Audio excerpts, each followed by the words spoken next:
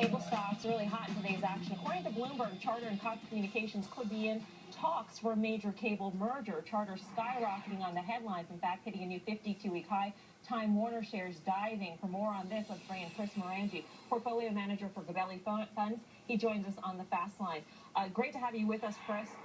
Happy to be here. We know that Charter Communications is acquisitive. The CEO, Tom Rutledge, has made comments as late as July 11th saying that he believes there will be two major players in the industry eventually, and that in order to compete effectively, you need to be substantially bigger, and those are his words, substantially bigger than Charter Communications is right now. Do you think this tie-up could be a good one? Yeah, so I share that view that you're going to boil down to two cable operators in this country. Comcast, of course, occupies one of those chairs. The other chair is probably going to be occupied by some combination of Time Warner Cable, Charter, Cablevision, or Cox, which is private. The order and manner in which those come together is still in question, but John Malone certainly gave that a push on June 4th at Liberty's shareholder meeting when he called Charter a horizontal acquisition machine. So it's logical that Charter would look at Cox. They're a good operator, roughly equivalent size, more digestible than TWC. But I think it doesn't quite get them to scale, gets them around 9-10 million subscribers. So John Malone wouldn't be finished there.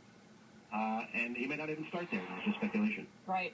Time Warner is one of your top holdings, Chris, and the reason why the shares are down is because there was a story before that it was working with Goldman Sachs on a bid itself. That Charter, was working on a bid for Time Warner. At this point, if it is left aside, do you still like it just based on its own fundamentals? Yeah, I think Time Warner Cable can stand on its own. You've got Rob Marcus anointed CEO there as of the beginning of next year. Glenn Brett, the outgoing CEO, has been in the industry a long time.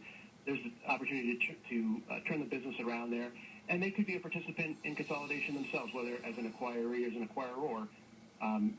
There's a lot of synergies to be reaped in, for example, a combination with Cablevision. Hey, Chris, do you ever think it's a chance the regulators coming in and squashing this? Because at the end of the day, is it really good for consumers? I mean, at the end of the day, is Simon Baker's cable bill going to be more expensive when there's only two players in the industry? Well, certainly the argument that the distributors would make is this is good for consumers because it gives them more leverage against the programmers who have been asking for and receiving pretty significant price increases for their content. So this would actually potentially lower cable bills for consumers, or at least give them, the operators more flexibility to offer different packages. Charter Communications, as you know, Chris, 52-week high in the session on this report. It's up almost 4%.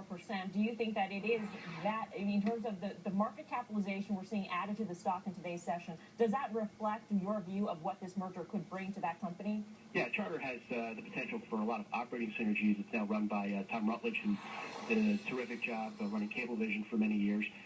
There's also significant tax synergies, as with many John Malone plays. There's a tax angle here, and there's an opportunity for them to use those tax assets much more quickly in a merger. Chris, John Najarian, just a quick question about Cablevision, CVC. I'm seeing a huge stock volume in there, as well as obviously it made a new surge over 20 today, pulled back beginning of July, I think it was around 1550, and there's a ton of activity, trading about 9 times normal activity in the options. A lot of it are synthetic calls, bets that this thing goes higher. They're buying puts in stock. Do you think that Cablevision, at basically a third the size of Charter, is also a very attractive candidate? Well, so Cablevision, of course, occupies the footprint in the New York area.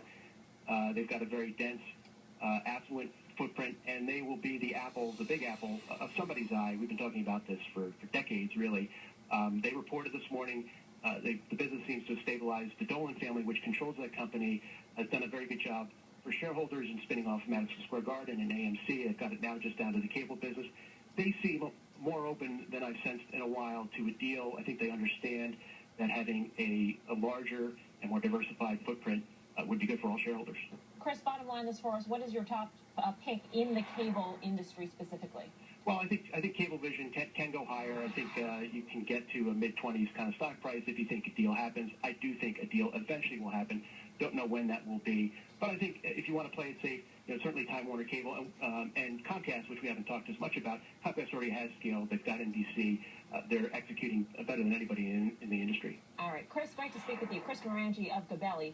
We should note NBC Universal is owned by Comcast, so we have to disclose that. In terms of how to play, Ennis Tanner, where would you go here in this space? Yeah, I like Time Warner Cable as well. I think, as Chris mentioned, that's it could be a standalone business, but it could also be an easy acquisition candidate.